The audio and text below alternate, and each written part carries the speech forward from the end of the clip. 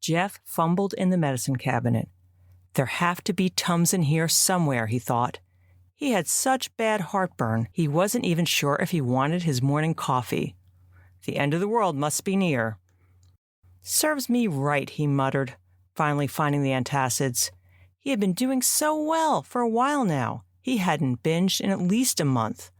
Until last night. Jeff dressed and stood in the kitchen. He did not want to remember the details, but he saw the evidence of last night's binge in the trash can.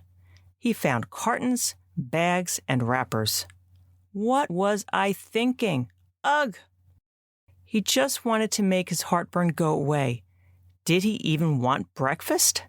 Was there a point in bringing lunch to the office? Maybe he should just skip eating altogether and undo some of the damage. His head hurt. He didn't want to go to work.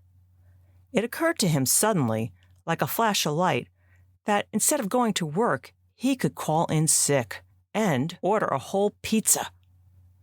All too easy, he thought, to follow up one binge with another.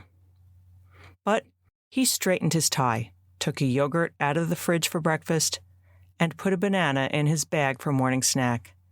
He wasn't giving another day away to binge eating. He was going to go back to the pattern he had been using the last month.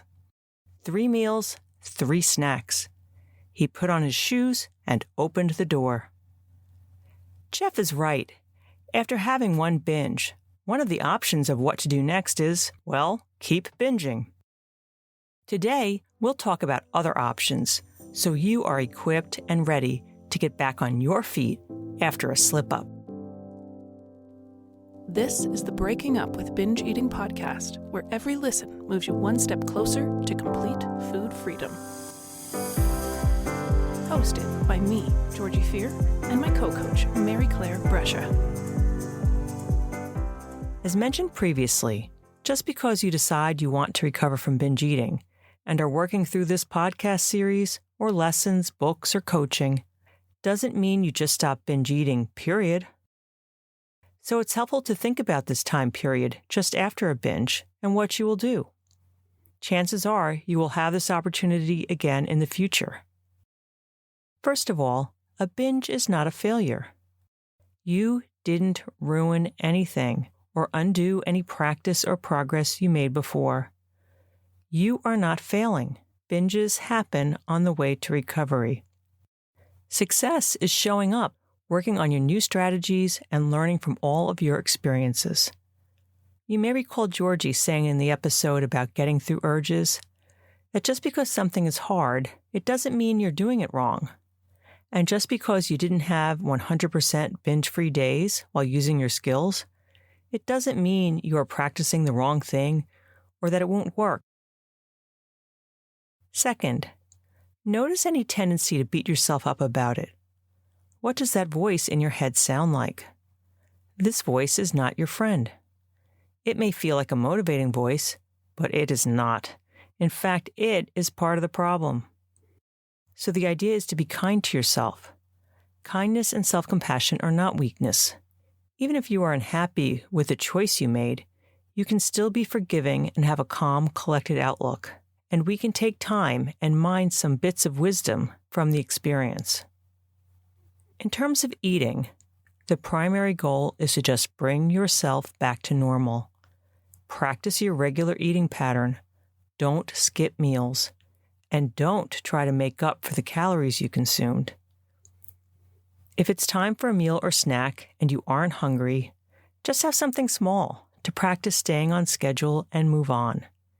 Even just doing that is a win. It is a meaningful step out of the binge restrict cycle.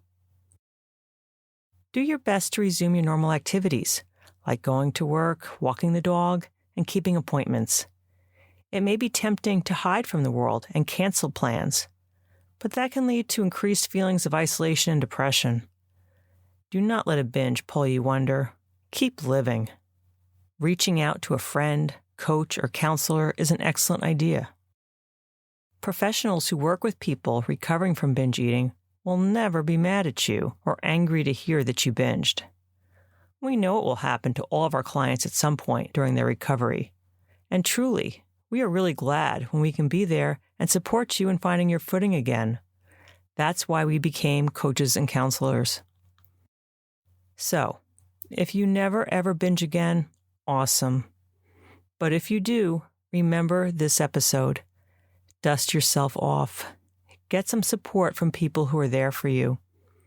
Eat at your normal times, even if it's small. And give yourself kindness and self-care. I like to remind myself of this by kissing the back of my hand. I know that sounds weird, but go ahead and try it. I'll do it right now. It feels good. That's what compassion feels like.